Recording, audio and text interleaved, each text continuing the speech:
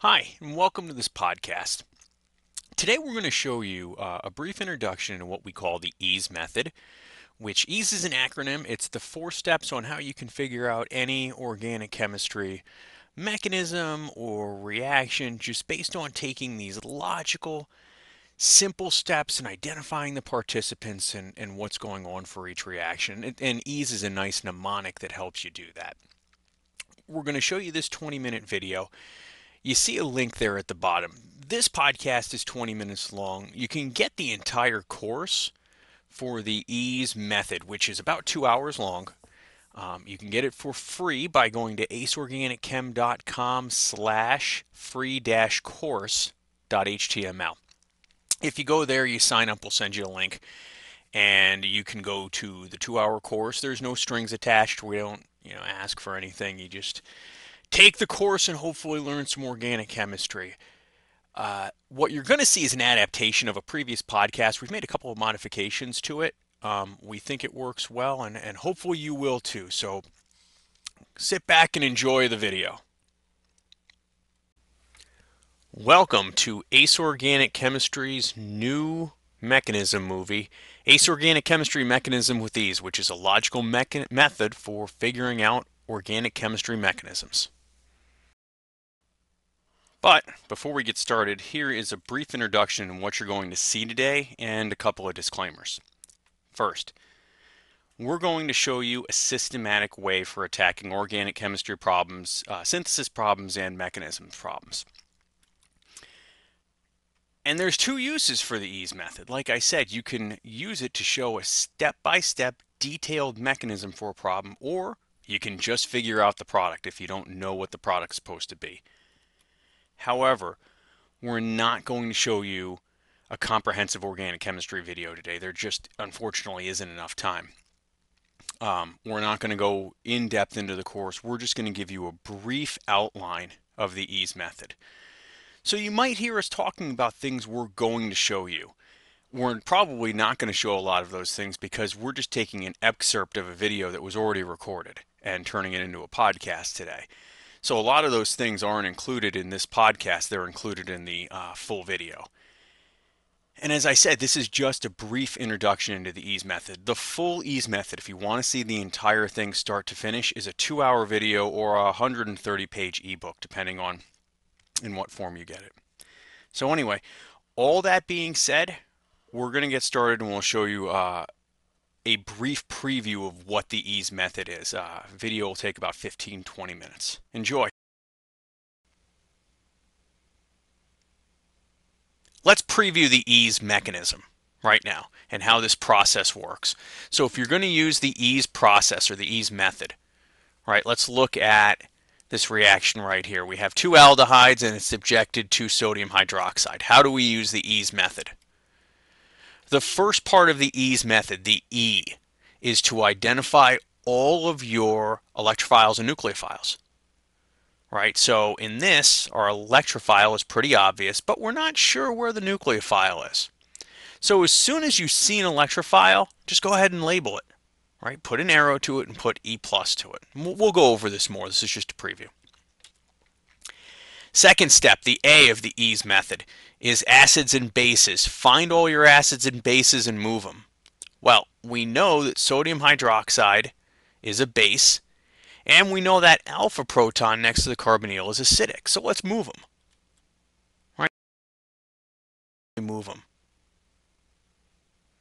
Now, this is a little different. Now we've moved our acid. We've moved our base. We don't have any base left over now. We have a nucleophile. We have an electrophile. Let's go back through the EASE process now. E, we know our electrophile. We know our nucleophile. All of our acids and bases have been used up.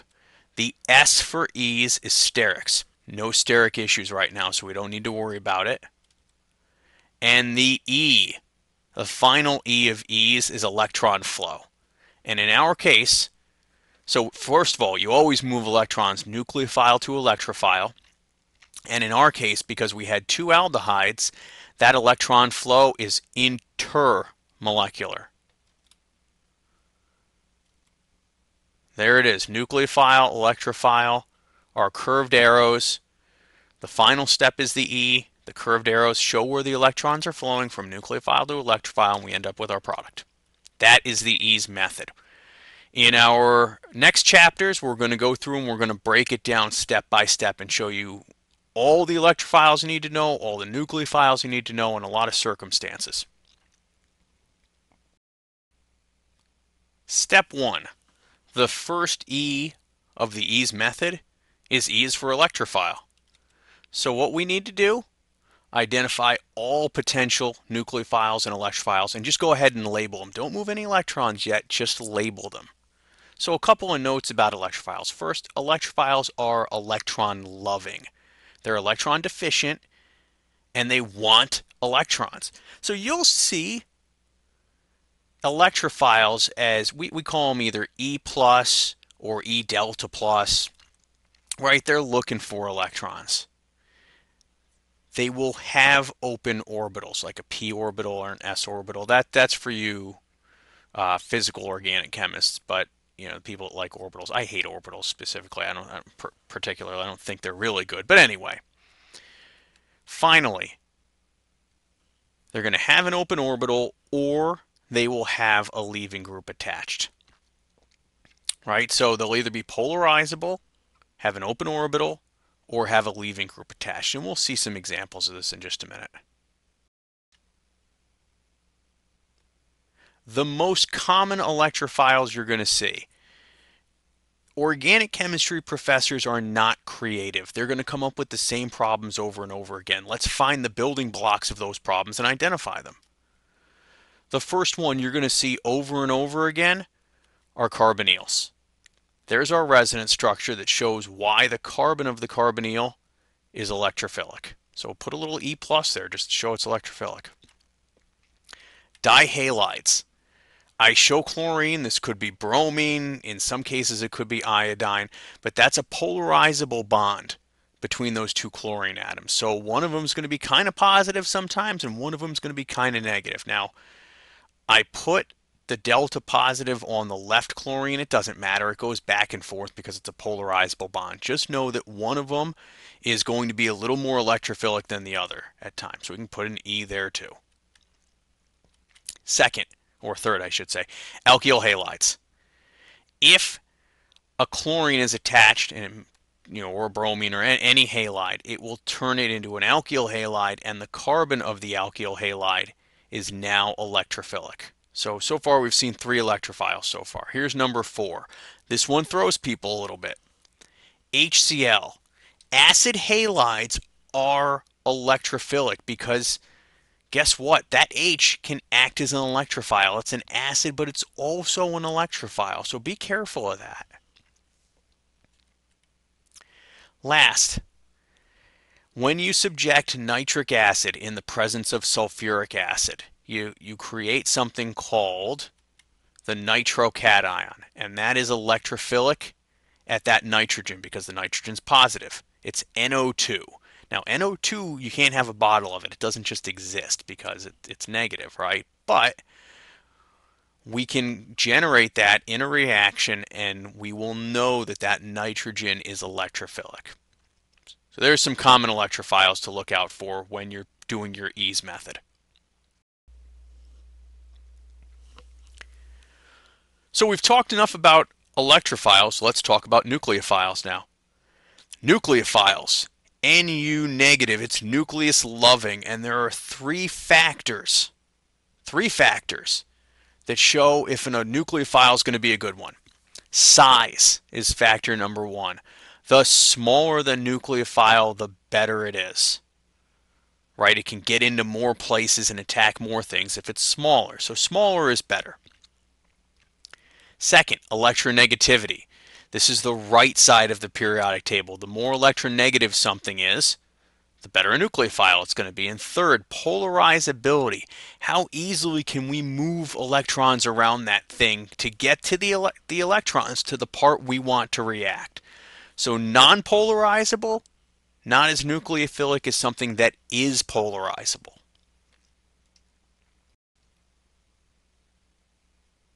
So let's look at a table of some nucleophiles.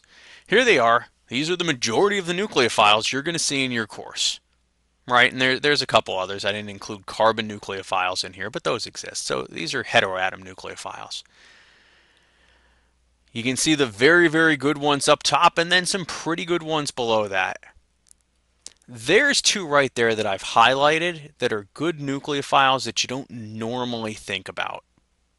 But those make sense. The cyanide anion and the azide anion, they're good nucleophiles. Those will react with things. They're linear, they're polarizable, and they're electronegative. Make some good nucleophiles. Step 2 of the Ease method. A is for acid. So here we show an acid-base reaction. We have a carboxylic acid, ammonia, and an amine, which is a base, and we see an equilibrium, and we get a conjugate base and a conjugate acid out of those. And that's how that electron flow goes, right? The base goes and picks off a proton. So the base steals protons. It's going to take them away.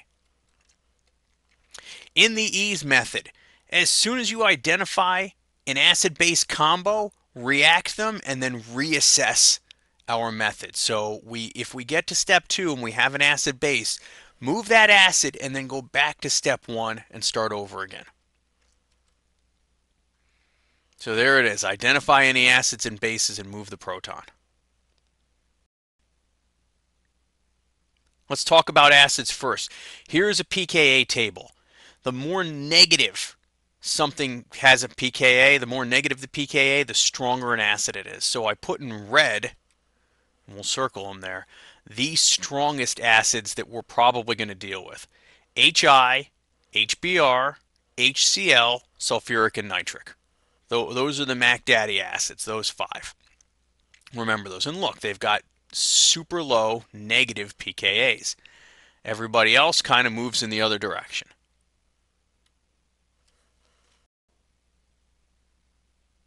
Let's talk bases. Again, we've brought back our acid-base reaction. This time we're going to focus on the base. The base is trimethylamine in this case. It's got a lone pair attached to it, which means it can suck up a proton. The proton is going to be generously provided by HCN, right? Hydrogen cyanide. When trimethylamine takes the proton, it becomes the conjugate acid, and CN negative is the conjugate base. Bases accept protons. That's the biggest deal, right? It's going to suck up a proton. Here are some of the most common bases you are going to see in your organic chemistry problems. Amines, they can be bases. They can take protons. So will alkyl metals, right? I show alkyl lithium. That is a really strong base. So are alkoxides. Organic O negative, very strong. Hydroxides, we know that KOH and NaOH are very, very strong bases. And then the amides, NH negative, that is a very strong base also. Here's a little hint. If these look similar to your nucleophiles, it's because they are. Bases are nucleophiles and bases can be nucleophiles and nucleophiles can be bases. They're not necessarily both, but they tread into each other's category a lot of the time. Step 3 in the Ease method. S is for sterics. Identify any bulky groups that you might have. And ask yourself, might this bulky group hinder the reaction? Let's look at bulk for a second and see, what's bulky and what's not. So we'll start with methyl bromide. And above is the space filling model. So the green ball is bromine, the white balls are hydrogen, and the blue ball in the back is carbon. Right? So this is their actual sizes.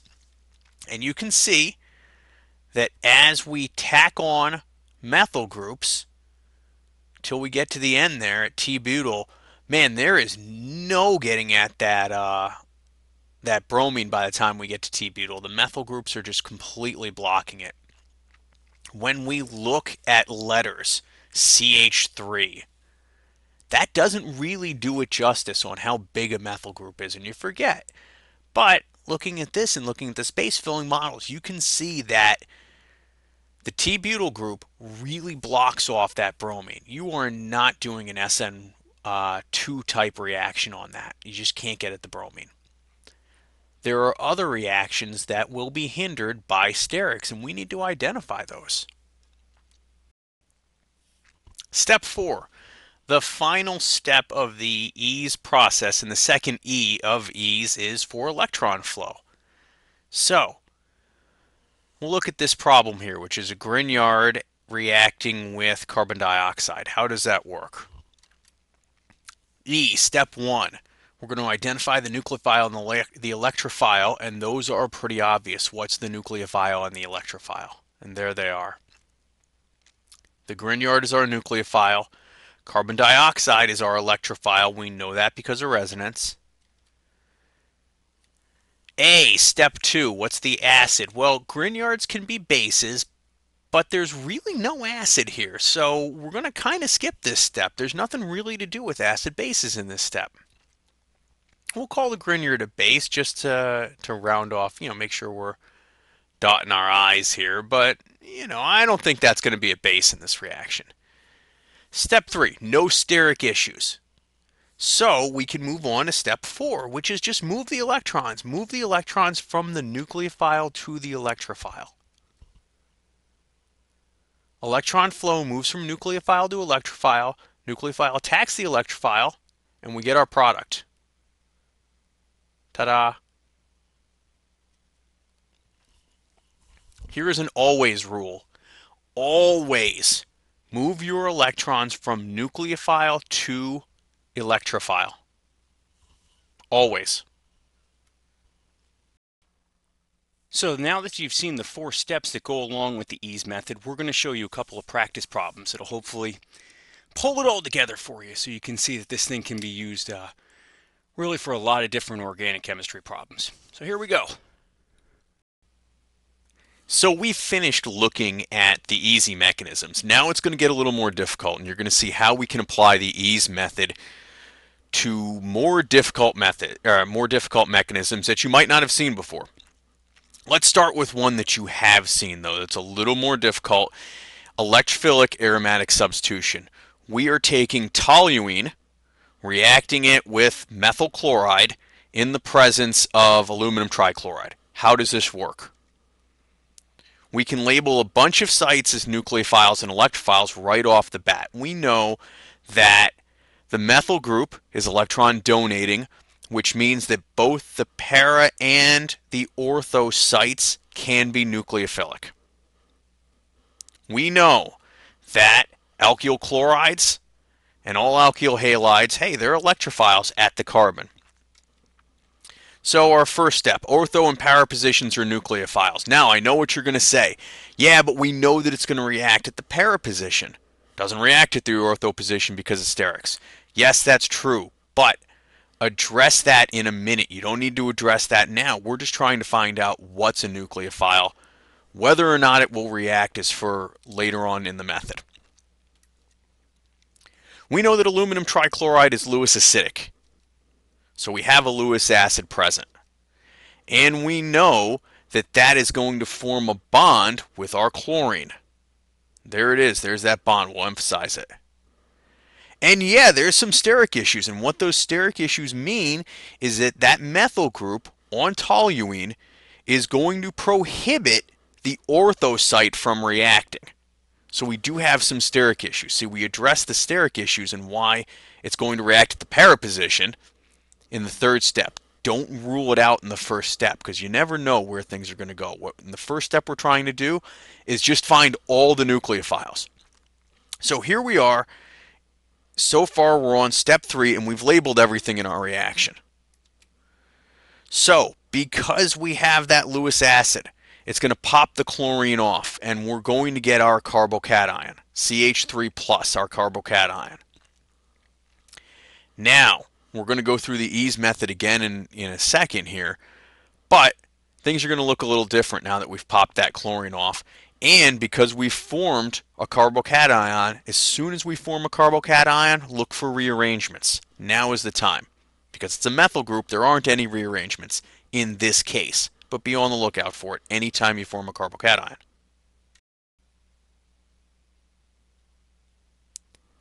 We're at step 2 of the ease method.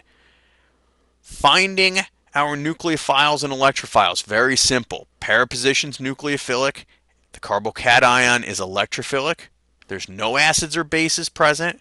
We have some steric issues, which means it's going to react at the para position. Step 4, let's just have the nucleophile attack the electrophile now. Don't jump the gun here and just attach a CH3, right? There's a mechanism that this goes by. And the mechanism is that you lose aromaticity. You lose aromaticity and you form a carbocation on your ring. In the final step, we lose a proton and regenerate aromaticity. If you're going to do the mechanism properly, that's the proper way to do it, is loss of aromaticity, followed by re-aromatization. That's how the electrophilic aromatic substitution reaction actually works. Some professors are going to make you show that. If you're going and doing a stepwise mechanism and you're showing every single step, this is an important step if you want full credit.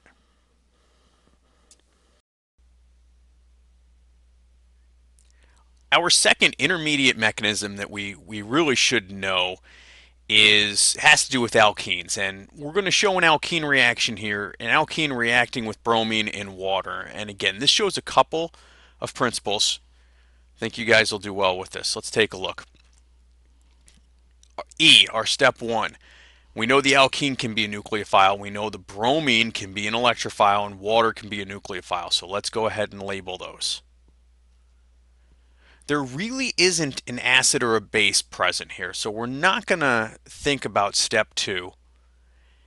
And there are no steric issues. So we have 2 nucleophiles and 1 electrophile. Who's going to react with who? Well, the alkene is going to react with bromine.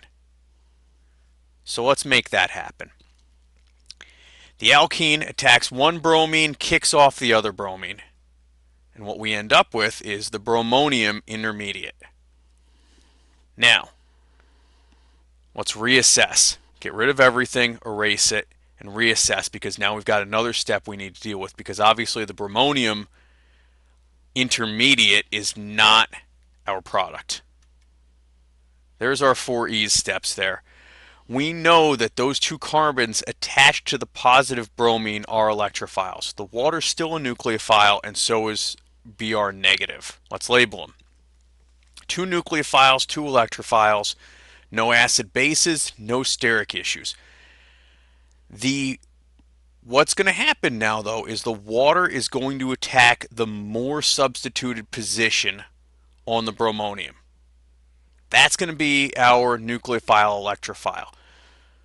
Reason is that electrophilic site on the bromonium intermediate is more capable of handling a cation. It's more substituted. It will stabilize that cation better, so water is going to attack there. Electrons, there's our electron flow, and we end up with the product shown. So you've reached the end of our mini movie here. Hopefully you've seen that organic chemistry can be difficult, but you can make it a lot easier if you understand the basics of the reactions. The method that we've shown here today, the ease method, is going to allow you to figure out mechanisms and reactions that you might not have seen before. It will make life a lot easier for you if you use a stepwise, methodical means of figuring these things out. And one of the keys to this, and I hope I've stressed this enough, is to know when you need to figure it out and when you shouldn't use the ease method, and you just should memorize it. And again, oxidation, reduction, and radicals are a really good place to memorize, not use the ease method. So thank you very much for watching our movie. Hopefully it's been helpful for you. Please send any feedback you have to admin@aceorganicchem.com. And good luck with your studies. Okay, hopefully that was helpful for you. Again, you see that link at the bottom, www.aceorganicchem.com/free-course.html. If you think this was helpful, go get the entire thing. It's 2 hours long. I think, as we said in the video, if you learn why organic chemistry happens, it becomes easier to figure out things you've never seen before, and you learn organic chemistry instead of just seeing and memorizing organic chemistry. So again, hopefully that was helpful. Thank you for visiting, and our site is there if you ever want to come see it.